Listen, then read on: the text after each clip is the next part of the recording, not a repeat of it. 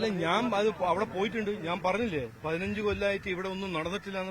ഞാൻ ഇത് ഭയങ്കര വേദനയും പ്രശ്നമുള്ള സാധനങ്ങളാണ്. ഇതിന് ആരും പരിഹാരം ഉണ്ടാക്കിയിട്ടില്ല. എന്നിട്ടാണ് നമ്മൾ പറയുന്നത് ബാർസിലോന ഉണ്ടാക്കുന്നത്. ഇവിടെ ബേസിക് നീഡ്സ് ഒന്നും ജനങ്ങൾക്ക് ഈ 15-20 കൊല്ലമായിട്ട് കിട്ടുന്നില്ല.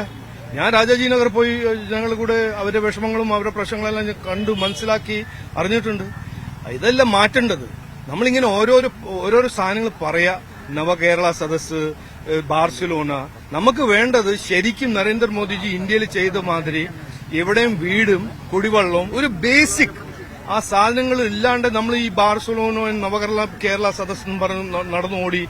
അതുകൊണ്ടാണ് ഞാൻ പറഞ്ഞത് ഈ ഇലക്ഷൻ ഒരു ശരിക്കൊരു മാറ്റം കൊണ്ടുവരാനുള്ള ഇലക്ഷനാണ്. നമുക്ക് നമ്മുടെ ജനങ്ങളുടെ ജീവിതത്തിൽ ഒരു വ്യത്യാസം കൊണ്ടുവരാൻ ഒരു അവസരമാണ്. അതുകൊണ്ടാണ് എല്ലാവരോടും ഞാൻ പറഞ്ഞത് ഇത് അങ്ങനെ ഒരു മത്സരമല്ല. ഇത് എനിക്കും എന്റെ പാർട്ടിക്കും എന്റെ നരേന്ദ്രമോദിജിക്കും ഒരു നിയോഗമായിട്ട് മാറിയിട്ടുണ്ട്. ഇവിടെ ഒരു മാറ്റം കൊണ്ടുവരണം.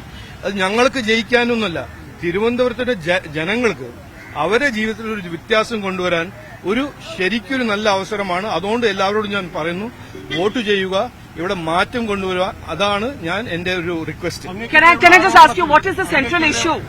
Mr. Chandrasekhar, sorry, what is the central issue in this election according to you? Well, the central issue is the same issue that is all around the country, which is development, opportunity and the ability for people to live a dignified life.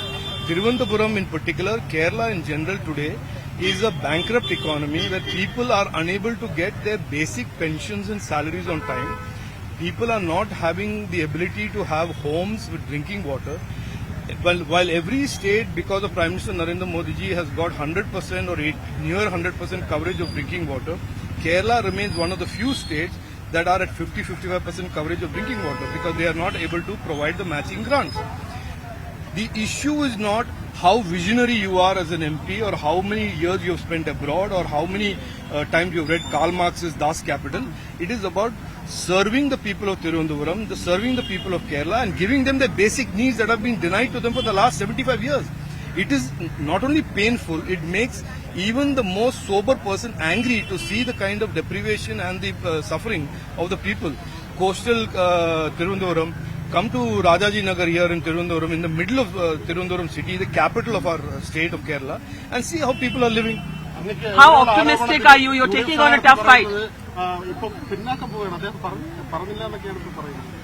അതങ്ങനെയല്ലേ, അത് കോൺഗ്രസിന് അവരുടെ ഒരു DNA-യിലാണ്. ഒന്ന് പറയും, പിന്നെ അത് 65 കൊല്ലമായിട്ട് ഗരീബി ഹട്ടാവോ എന്ന് ആരാ പറഞ്ഞത്? കോൺഗ്രസ് അല്ലേ. എവിടെ പോയി ഗരീബി എങ്ങോട്ടും പോയില്ല. അത് നരേന്ദ്രമോദിജി കഴിഞ്ഞിട്ടല്ലേ 25 കോടി ജനങ്ങൾ ഗരീബിന്ന് മുമ്പോട്ട് പോയത്. അതുകൊണ്ട് അതാണ് അവരുടെ രാഷ്ട്രീയം. അവർക്ക് ഞാൻ പറഞ്ഞ മാതിരി ജനങ്ങളുടെ ജീവിതത്തിൽ വ്യത്യാസം കൊണ്ടുവരാനും പുരോഗതിയും വികസനത്തിനും ഒരൊറ്റ ഐഡിയ ഇവർ പറഞ്ഞിട്ടുണ്ടാവും. നിങ്ങൾ തന്നെ ചോദിക്കൂ, മാർച്ച് ഇന്ന് വരെ LDFന്റെ കാൻഡിഡേറ്റ് ആണോ UDFന്റെ കാൻഡിഡേറ്റ് വികസനവും പുരോഗതിയും ജനങ്ങളുടെ വിഷമങ്ങളെ പറ്റി ഒരു സാധനം പറഞ്ഞിട്ടുണ്ട്? അവരിങ്ങനെ ബീഫ് CA അതിലിങ്ങനെ ഒട്ടിപ്പിടിച്ച് ജനങ്ങളെ പേടിപ്പിച്ച് ഒരു ഡിസ്ട്രാക്ടിംഗ് ഒരു രാഷ്ട്രീയമാണ്. ഞാൻ പറഞ്ഞത് ജനങ്ങളുടെ ഒരു ശരിക്കുള്ള വിഷമങ്ങളുണ്ട്, പ്രശ്നങ്ങളുണ്ട്. അതിന്റെ പരിഹാരം ആരാ ഉണ്ടാക്കാൻ പോകുന്നത്? എന്തുകൊണ്ട് ചെയ്തില്ല 15-20 കൊല്ലം? നിങ്ങളല്ലേ ഗവൺമെന്റ്, സംസ്ഥാന സർക്കാർ. ഇത് എന്തുകൊണ്ടാണ് 8 കൊല്ലമായിട്ട് ഇവിടെ ഭരിക്കുന്ന സംസ്ഥാന സർക്കാർ ഈ സ്ഥിതിയിൽ പെൻഷൻ കൊടുക്കാൻ പറ്റുന്നില്ല, സാലറി കൊടുക്കാൻ പറ്റുന്നില്ല, കടം വാങ്ങിച്ചിട്ടാണ് സാലറി പെൻഷൻ കൊടുക്കുന്നത്? അതല്ല പ്രശ്നങ്ങൾ. ഇതല്ലേ നമ്മുടെ ഇലക്ഷൻ ടൈമിൽ ഇതല്ലേ പ്രശ്നങ്ങൾ? You mentioned Barcelona. What was the reference to Barcelona? Barcelona is the visionary MPs here who sit here and squat here for 15 years, promised 15 years ago that he'll transform Thiruvananthapuram into Barcelona.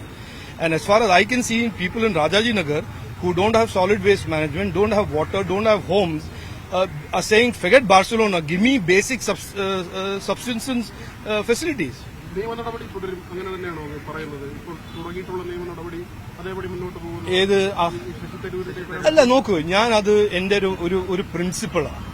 ആരെങ്കിലും വെറുതെ ഒരു വേണ്ടാത്ത personal defamation ചെയ്താൽ അതിന് consequences under law ഉണ്ട്. അത് ഉണ്ടാവും. അത് ഉണ്ടാവില്ലെങ്കിൽ എന്താ ലോന്റെ പിന്നെ കാര്യം?